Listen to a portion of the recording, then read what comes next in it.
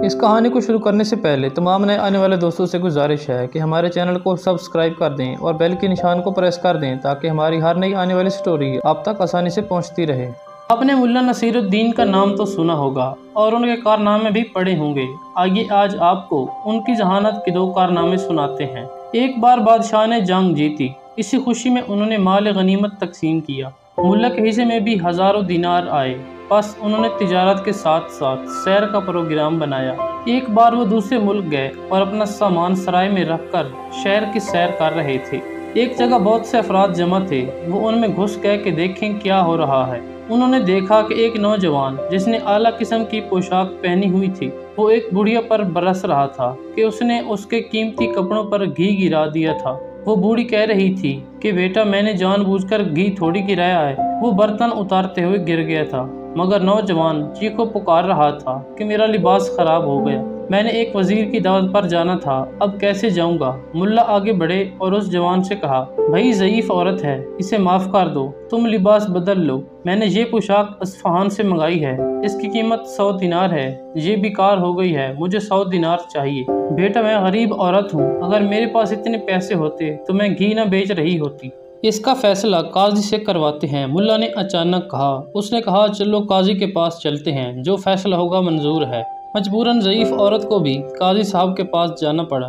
काजी साहब ने सारी बात सुनी और कहा, गलती तो ज़ईफ औरत की है, अब तुम क्या कहते हो। काजी का इशारा मुल्ला नसीरुद्दीन की तरफ था। काजी साहब, इस ज़ईफ औरत की गलती से इसकी पोशाक खराब हो गई, इसका हर जाना मैं देता हूँ, ये लें 100 दिनार। उस नौजवान ने जल्दी से दिनार उठा लिए। उस पर मुल्ला ने कहा, काजी साहब, मैंने इस पोशाक की कीमत अदा कर दी, अब नौजवान पोशाक मेरे हवाले कर दे। नौजवान ने कहा, क्यों हवाले करूं। इस पर काजी साहब ने कहा, इस शख्स की बात ठीक है, अब ये पोशाक इसके हवाले कर दो। नौजवान कहने लगा, मैं ऐसे घर कैसे जाऊंगा। मुल्ला ने कहा, ये मेरा मसला नहीं है। काजी ने कहा, अगर तुम यही पोशाक खरीदना चाहते हो तो 200 दिनार इस मुल्ला को दे दो। वो फौरन राजी हो गया। उसने अपने खादिम से 100 दिनार लेकर मुल्ला के हवाले किए। मुल्ला ने 50 दिनार उस औरत को दे दिए और 50 अपनी अबाया के जेब में डाले और कहा, गरूर की यही सज़ा है, वरना ये मामला राज़ी खुशी भी हल हो सकता था।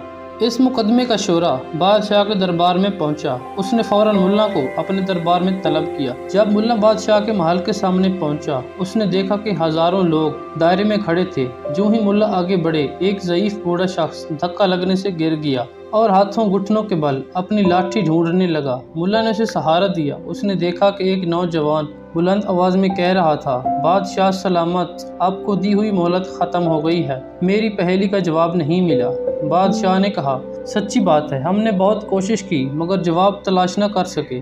तुम ऐसा करो कि अपनी पहेली दोबारा दोहराओ, अगर किसी से जवाब न बन पड़ा हम तुम्हें इनाम व इकराम से नवाजेंगे और दरबार में जगह देंगे। उसने मजमे की तरफ देखते हुए कहा, मेरी पहेली बहुत सादा सी है। वो क्या है जिसकी सुबह 4 टांगे होती हैं, दोपहर को 2 और शाम को 3 टांगे होती हैं। सभी सोच में पड़ गए। मुल्ला के जहन में झमाका हुआ। उसने जल्दी से बूढ़े को पकड़ा और मैदान में ले आया। बादशाह सलामत, इजाज़त हो इस पहेली का जवाब दूं। हाँ हाँ, क्यों नहीं, ये बड़ा इम्तिहान है। बादशाह सलामत, इसका जवाब मैं आप भी हो सकते हैं, मगर इस वक्त इसका जवाब ये बूढ़ा है। क्या मतलब, हम समझे नहीं। बादशाह ने हैरानगी से कहा। वो ऐसे बादशाह सलामत, जब इंसान बच्चा होता है तो वो 4 टांगों पर चलता है, और जब जवान होता है 2 टांगों पर चलता है, और बुढ़ापे में 3 टांगों पर चलता है। पहली में सुबह, दोपहर और शाम कहा गया। बादशाह सलामत ने उस नौजवान से पूछा। उसने हाँ में जवाब दिया। हजारों लोगों ने तालियां बजाकर मुल्ला को खराजे अकीदत पेश किया।